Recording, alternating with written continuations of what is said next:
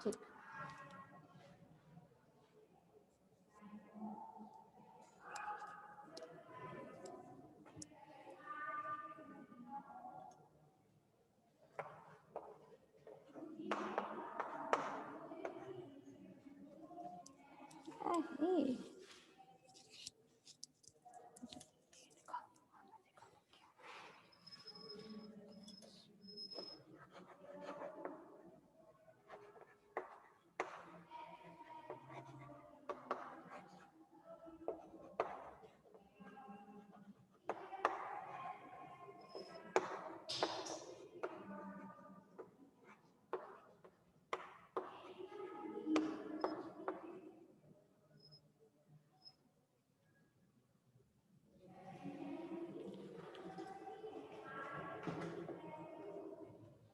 हाँ भाई, अब जरा ध्यान दीजिएगा।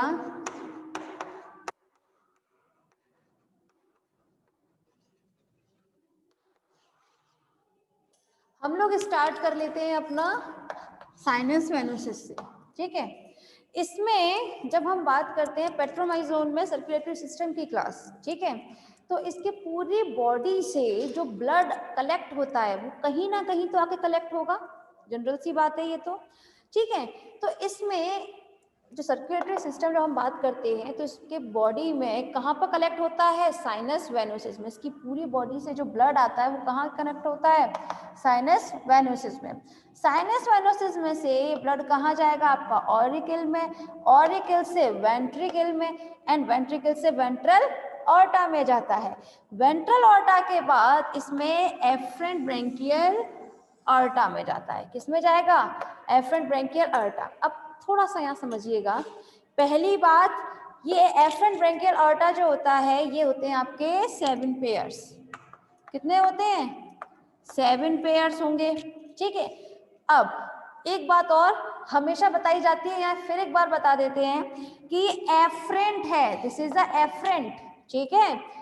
एफरेंट का मीन होता है जो आपकी बॉडी से आपके कहाँ पर ब्लड जो आपका कैसा है, डीऑक्सीजनेटेड ब्लड को लेकर आता है, ठीक है। आपके पार्ट्स में से जो आपका डीऑक्सीजनेटेड ब्लड लेकर आता है उसे हम एफरेंट बोलते हैं। क्या बोलते हैं, एफरेंट, ठीक है। तो देखिए यहाँ तक जो ब्लड था वो डीऑक्सीजनेटेड था, ठीक है। तो ये डीऑक्सीजनेटेड ब्लड को कौन लेकर आता है, आपके 7 पेयर्स एफरेंट ब्रेंकियल ऑर्टा, ठीक। अब ये एफरेंट ब्रेंकियल ऑर्टा जो है ये कहाँ जाती है आपकी, गिल्स में, या मैं ये कहूँ गिल्स में से भी गिल्स रूट में जाएंगी। भाई गिल्स है तो जाहिर सी बात है गिल्स रूट भी होंगी, ठीक है। तो ये गिल्स रूट लिख देते हैं, चलिए यहाँ पर, और गिल्स में से कहाँ जाएंगी, गिल्स रूट में जाएंगी। गिल्स रूट में से अब क्या होता है यहाँ पर, डीऑक्सीजनेटेड ब्लड कैसा हो जाता है, ऑक्सीजनेटेड ब्लड हो जाएगा यहाँ पर। भाई गिल्स में तो क्या होता है आपका, डीऑक्सीजनेटेड ब्लड जो है किस में कन्वर्ट हो जाता है, डी आपका ऑक्सीजनेटेड ब्लड में हो जाएगा। अब यहाँ पर आपका ऑक्सीजनेटेड ब्लड हो चुका है,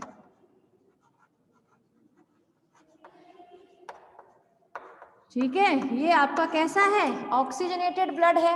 अब ये ऑक्सीजनेटेड ब्लड जो है वो आपके होल पार्ट्स में कौन लेके जाता है, देखिएगा, कंफ्यूज बिल्कुल होने की जरूरत नहीं है क्लास।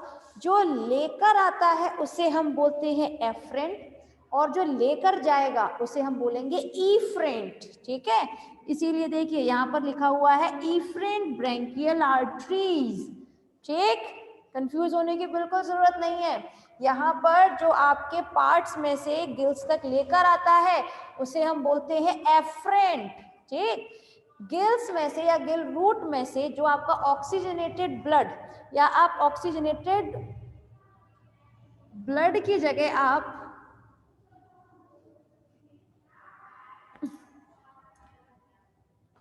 ठीक है, कैसा है ये आपका ऑक्सीजनेटेड ब्लड है ये। अब ये ऑक्सीजनेटेड ब्लड कहते कौन लेके जाएगा, इफ्रेंट ब्रेंकियल आर्टरीज लेके जाएंगी, ठीक है।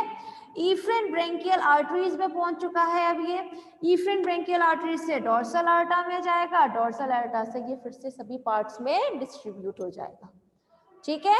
और जब वहां पर उनका ऑक्सीजन का क्या कर लिया जाएगा, यूज कर लिया जाएगा, तो फिर से वो आगे की तरफ वही कलेक्ट हो, कहीं ना कहीं एक कहीं ना कहीं तो कलेक्ट होता ही है ना ब्लड, जनरली हमारे हार्ट में होगा या कहीं पर भी, तो वो जगह कौन सी होती है, साइनस वेनोसिस। तो उसके बाद अगर मैं ये कहूँ डिस्ट्रीब्यूशन के बाद क्या होगा, ये पार्ट्स में जाता है, मतलब जो आपके बॉडी पार्ट्स हैं, सॉरी, ठीक है, बॉडी पार्ट्स में जाएगा। बॉडी पार्ट्स में से फिर ये किस में आता है, साइनस वेनोसिस में आएगा। साइनस वेनोसिस से फिर से auricle, ventricle, ventral aorta, ventral aorta से डायरेक्ट फिर एफरेंट ब्रैंकियल आयोटा में जाएगा। अब एक बात और क्लास, जब यहाँ पर एफरेंट ब्रैंकियल आयोटा 7 पेयर्स थे, तो सिमिलरली आपके इफरेंट ब्रैंकियल आर्टरीज भी कितने होंगे, 7 पेयर्स। कितने हो जाएंगे, 7 पेयर्स हो जाएंगे। होप सो क्लियर है विवेक, समझ में आ रहा है बेटा, क्लियर है, ठीक है। तो यहां पर आपका सर्कुलेटरी सिस्टम फिनिश होता है। आगे हम बात कर लेते हैं अब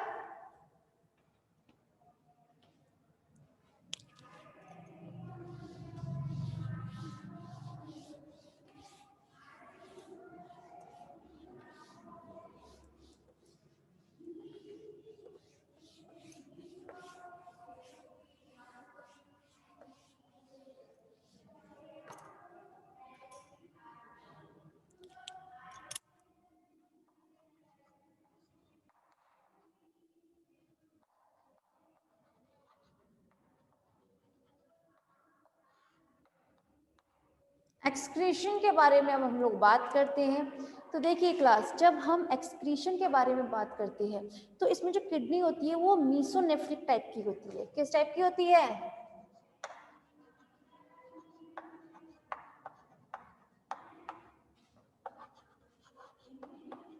ठीक है, मीसोनेफ्रिक टाइप की होगी। अच्छा, अब ये मीसोनेफ्रिक टाइप क्या होता है, देखिए मीसोनेफ्रिक टाइप, पहली बात नाम में ही सब कुछ छुपा हुआ है, मीसो, ठीक है। तो ये इसमें जो किडनी जो होती है वो किससे बनती है, वो बनेगी आपकी मीसोडर्म।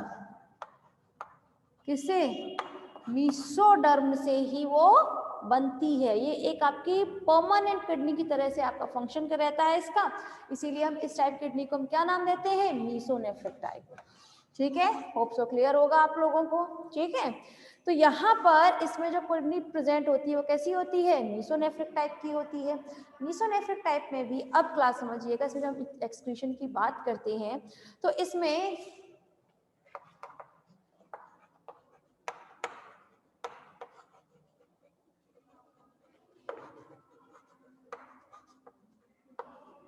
ये जो यूरिन होता है, ठीक है भाई, अब जाहिर सी बात है ये एक्टोपैरासाइट है, ठीक है। तो एक्टोपैरासाइट होने की वजह से ये जो चीज एक्सक्रीट करेगा, ठीक, वो जनरली किसके फॉर्म में किया जाएगा, यूरिन के फॉर्म में ही किया जाएगा, ठीक है। तो ये जो यूरिन होता है ये यूरिनिफेरस ट्यूब्यूल के थ्रू जाएगा। यहाँ पर क्या हो जाएगा, यहाँ पर इसको अब ये थोड़ा सा छाना जाएगा, हिंदी में बोलूँ तो, ठीक है। फिल्टर होने के बाद कहाँ पर जाता है ये जाता है यूरेटर में। कहाँ जाएगा आपका, यूरेटर में। यूरेटर के बाद ये चला जाता है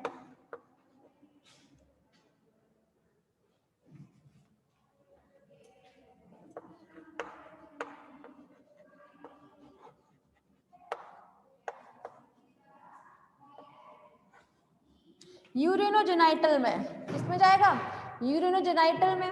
यूरिनोजेनाइटल के बाद ये जाता है यूरिनोजेनाइटल पैपिला में। कहाँ जाएगा,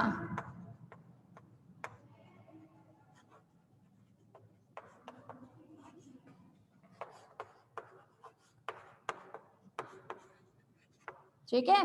और यूरिनोजेनाइटल पैपिला के बाद ये बाहर एक्सक्रीट कर दिया जाएगा, आई मीन टू से बाद में ये एग्जिट हो जाएगा,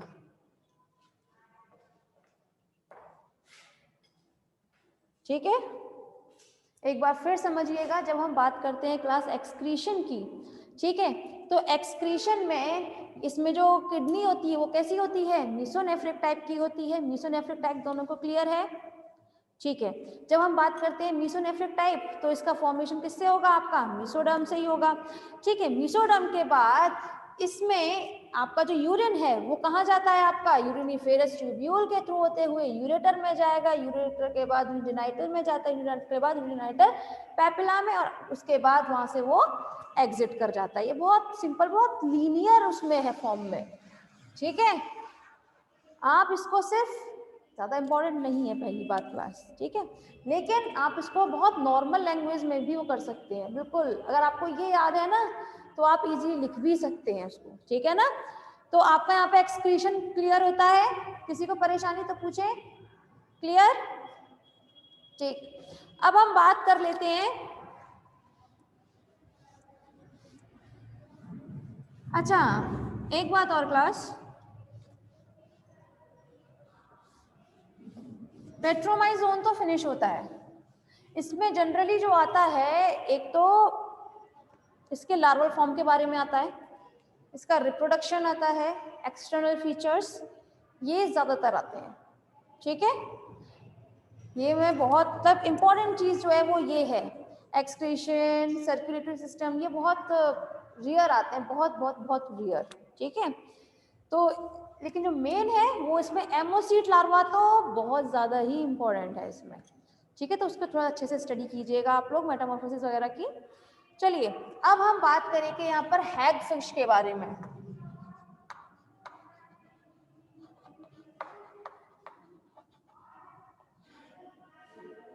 ठीक है, हैग फिश हम किसे बोलते हैं? मिक्सिन को बोला जाता है। किसको बोला जाता है? मिक्सिन को बोला जाता है। ठीक है, लेकिन यहाँ पर आपके में मिक्सिन के बारे में, हैग फिश के बारे में ज़्यादा कुछ है नहीं, लेकिन जनरली आता है इसमें डिफरेंस। ठीक है, डिफरेंस किसमें? पेट्रोमाइजोन में एंड हैग फिश में। तो चलिए एक डिफरेंस देख लेते हैं कि इन दोनों में क्या क्या डिफरेंस होता है।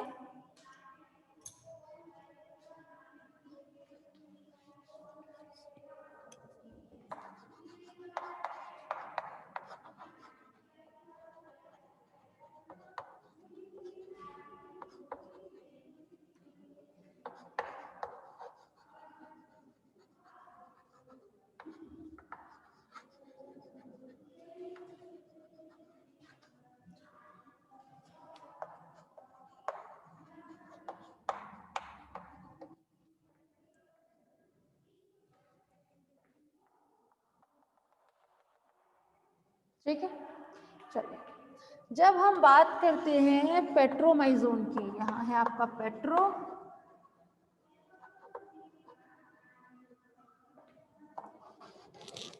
and this is a hagfish। ठीक है, तो देखिए क्लास, जब हम बात करें आपके पेट्रोमाइजोन के बारे में, ठीक है, तो पेट्रोमाइजोन जो है ये होता है आपका एक्टोपैरासाइट।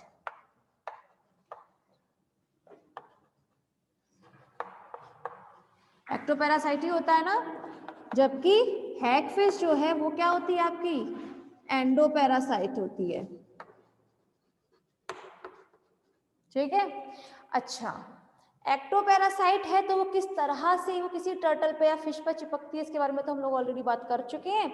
लेकिन जब हम बात करें हैगफिश की, हैगफिश मतलब आपका मिक्सिन के बारे में जो बात किया जाता है, तो इसमें ये एंडोपैरासाइट के तौर पर ये क्या करती है? सर्वाइव करेगी। किस तरह से करती है ये हमेशा अपने किसी भी, भाई कोई भी फिश हो सकती है, इसका प्रे कुछ भी, ठीक है, उस पर गिल्स पर जाके चिपकती है।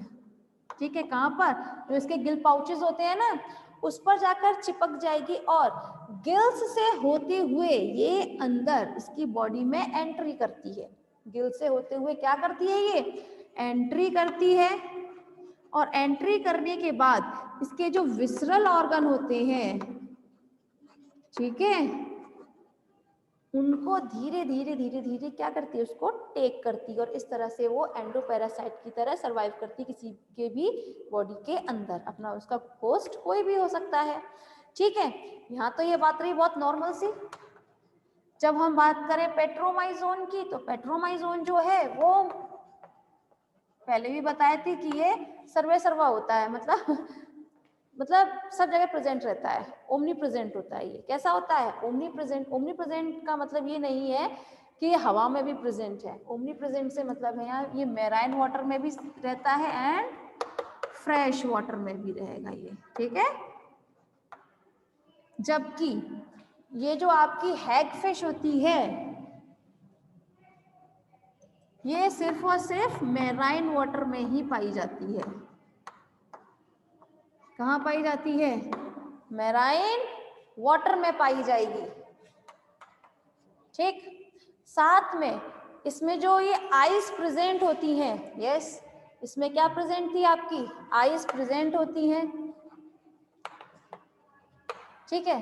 लेकिन इसमें जो आइज होती हैं वो कैसी होती हैं? वो थोड़ी सी रिड्यूस्ड टाइप की होती हैं। कैसी होती हैं? रिड्यूस्ड टाइप की होती हैं। क्यों होती है रिड्यूस्ड टाइप की? जस्ट बिकॉज ये एक एंडोपैरासाइट की तरह ही तो रहता है, जस्ट इसलिए, ठीक है। नेक्स्ट, इनमें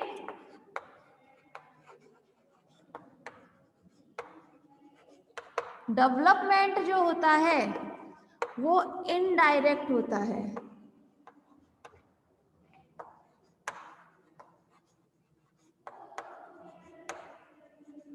ठीक है।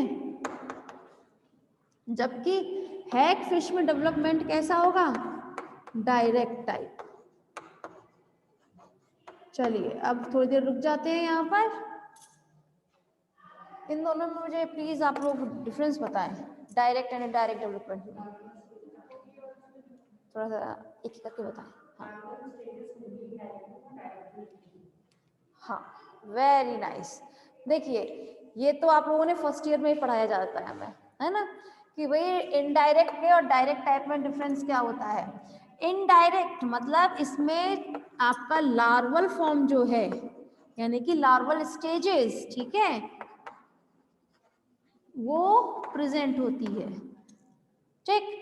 जबकि ऐसे किसी कोई भी एनिमल, चाहे कोई भी इंसेक्ट आप ले सकते हैं, ऐसा कोई एनिमल जब उसमें डेवलपमेंट हो और वो अपनी इस लार्वल स्टेज को क्या कर दे? स्किप कर दे। लार्वल स्टेज को क्या कर दे? स्किप कर दे, मतलब उसको छोड़कर आगे बढ़ जाए। आई मीन टू से वो डायरेक्ट एडल्ट में बदल जाए, है ना, मतलब एग से निम्फ, निम्फ से फिर वो डायरेक्ट एडल्ट में कन्वर्ट हो जाए। तो इस टाइप का डेवलपमेंट होता है, उसे हम बोलते हैं डायरेक्ट, जस्ट बिकॉज इसमें लार्वल स्टेज जो है वो एब्सेंट होती है, ठीक है। तो अब हम बात कर लेते हैं इसमें डेवलपमेंट की। तो आपके पेट्रोमाइजोन में डेवलपमेंट कौन सा था? इनडायरेक्ट डेवलपमेंट है। इनडायरेक्ट डेवलपमेंट से मतलब है उसमें लार्वल स्टेजेस प्रेजेंट होती है। ना सिर्फ लार्वल स्टेज प्रेजेंट होती है, इसके जो लार्वल फॉर्म होती है उसे हम क्या नाम देते हैं? सॉरी, एमोसीट, ठीक है। क्या कहा जाता है? एमोसीट लार्वा। अब इसमें तो डायरेक्ट टाइप है तो इसमें तो ऐसी कोई रिक्वायरमेंट है ही नहीं, ठीक है। ये डायोशियस होते हैं और आपकी हैगफिश मोनोशियस होती है, ठीक है। तो ये इसमें कुछ क्या है, मेजर डिफरेंसेस हैं, ठीक है, कि कैसे होती है, डायोशियस होती है और ये मोनोशियस होती है, इसमें लिखने के लिए, ठीक है। किसी को परेशानी है तो पूछिए।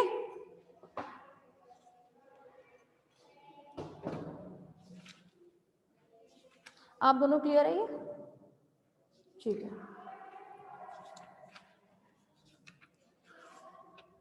चलिए क्लास इसमें एक दो और देख लेते हैं।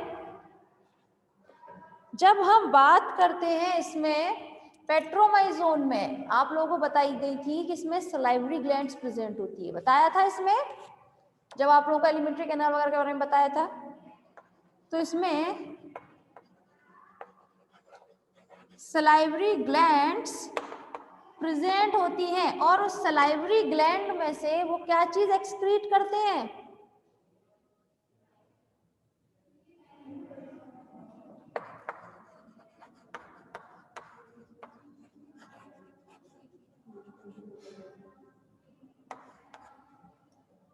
एंटीकोगुलेंट। ये तो सीक्रेट किया करते हैं, जिसकी वजह से उनका जो होस्ट होता है उसकी बॉडी में से ब्लड निकलना बंद नहीं होता, वो इजीली बाद में उसको सक कर सकते हैं, ठीक है। तो ये अपने सलाइवरी ग्लैंड में से क्या करते हैं? एंटीकोगुलेंट सीक्रेट किया करते हैं। लेकिन आपकी हैग फिश में सलाइवरी ग्लैंड्स जो होती हैं वो एब्सेंट होती हैं, उन्हें जरूरत ही नहीं है, क्योंकि वो किस टाइप का है, एंडोपैरासाइट की तरह रहता है, ठीक है। जब हम बात करें इनमें, दिख रहा है, ठीक है, जब हम बात करें पेट्रोमाइजोन के बारे में, तो पेट्रोमाइजोन जो है उसमें जो क्रेनियल नर्व्स प्रेजेंट होती है, क्या प्रेजेंट रहती है, क्रेनियल नर्व्स, ठीक है। ये क्रेनियल नर्व्स इसमें होती हैं 10 पेयर्स, कितनी होती हैं, 10 पेयर्स, जबकि हैग फिश में